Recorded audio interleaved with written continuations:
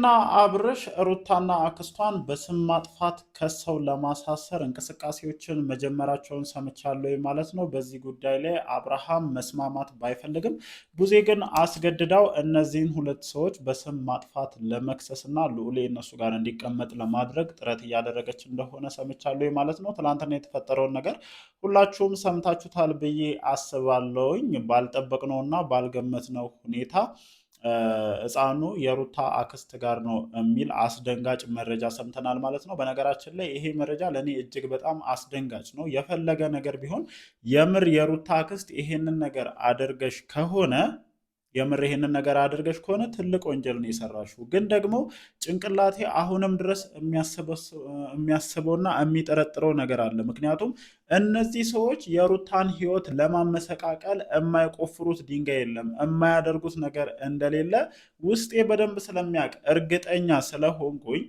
አሁንም ቢሆን ገነትን ተጠቅመው ሩታን ለመጉዳት እየሞከሩ ነው ብዬ ነው የማስበው። የምሬን ነው የምላቸው እኔ። ምክንያቱም በዚህ ሰዓት ላምነው የምችለው ሰው የለም፣ እውነቱን ስነግራችሁ ማለት ነው። ምክንያቱም በሩታ ወገን የነበሩ ሰዎችን በሙሉ አንድ በአንድ ልቅም አድርገው ሲወስዱ በአይናችን በብረቱ ተመልክተናል። ከነዳኒ ጀምሮ ማለት ነው። ከሩታ ጎን ሲቆሙ የነበሩ ሰዎችን ምን እንደሚያስነኳቸው አይታወቅም፣ ምን እንደሚያደርጓቸው አይታወቅም። በአንድ ጊዜ ተገልብጠው በእነሱ ጎን ሲቆሙ ነው እየተመለከትን ያለ ነውና ትልቅ ጥያቄ ላነሳበት የምችልበትን ሪዝን ልንገራችሁ። እንደኔ ማለት ነው እንደ አንድ ተመልካች ትልቅ ጥያቄ የማነሳበት ነገር፣ እሺ ልዑሌ ገነት ጋር እንደነበረ እናንተ አታውቁም አይደለ? አብርሃምም ቡዜም ልጃችሁ ጠፍቶ እንዴት ነው በዛ ልክ ኮንፊደንስ ተሰምቷችሁ ልትቀመጡ የቻላችሁት?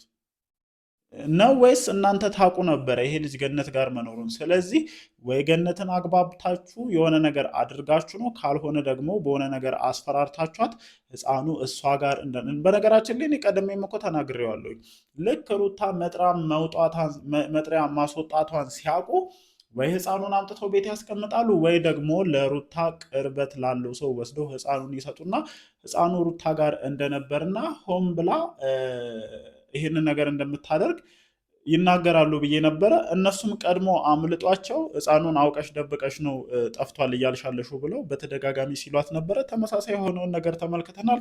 ዛሬ ላይ ደግሞ የሰማነው ትንሽ የሚያስደነግጥ ነገር ነው። ሩታንም ሆነ የሩታን አክስት ቡዜ በስም ማጥፋት ካልከሰስኩኝ ብላ ኡኡ እያለች ነው። አብርሃም ነገሩን ለማረጋጋት ቢሞክር፣ እነ ዴቭ ነገሩን ለማረጋጋት ቢሞክሩና ይሄ ነገር ሌላ መዘዘን ይዞ ይመጣል እረፊ ቢሏትም ቡዜ ግን ለሩታ ካላት ከጥልቅ የመነጨ ነው፣ ከልብ የመነጨ አልለውም፣ ከጥልቅ የመነጨ ጥላቻ አንጻር ከሱን ለመመስረት እየተሯሯጠች መሆኑን ሰምቻለሁ ማለት ነው። ለማንኛውም ይህንንና ሌሎች ጉዳዮችን ጨምሬ በዚህ የመረጃ ሰዓት ወደ እናንተ የማደርሳቸው ሰፋ ያሉ ሀሳቦች ይኖራሉ ማለት ነው። በመግቢያ ላይ አብዛኛውን ሀሳብ አንስቻለሁኝ።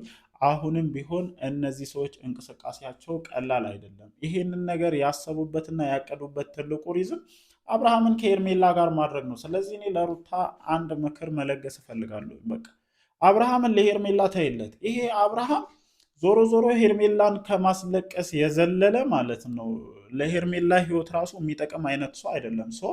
ይሳካላት፣ ያጣፍጥላት። እንደዚህ ተጨመላልቆ የመጣ አብርሃም ለአንቺ ስለማይጠቅምሽ ከዚህ ነገር ወጥተሽ ለምን ራስሽን ከዚህ ሁሉ ውጥንቅጥ ነፃ አታውጭም? ለምን አትድኝም ነው የኔ ትልቁ ሪዝኒ።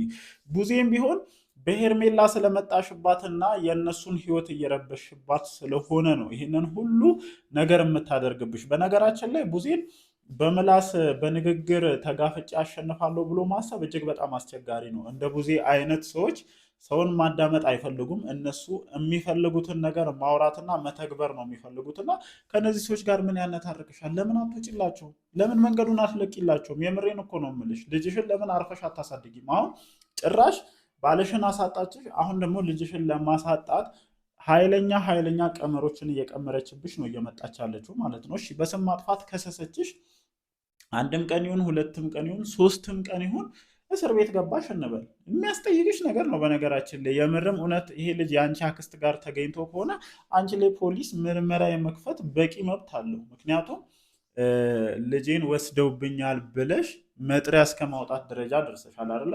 ያደረግሽው ነገር ያስጠይቅሻል። እንግዲህ ከዚህ ነገር ጀርባ ያለውን ነገር እግዚአብሔር ይውቀው ወገን።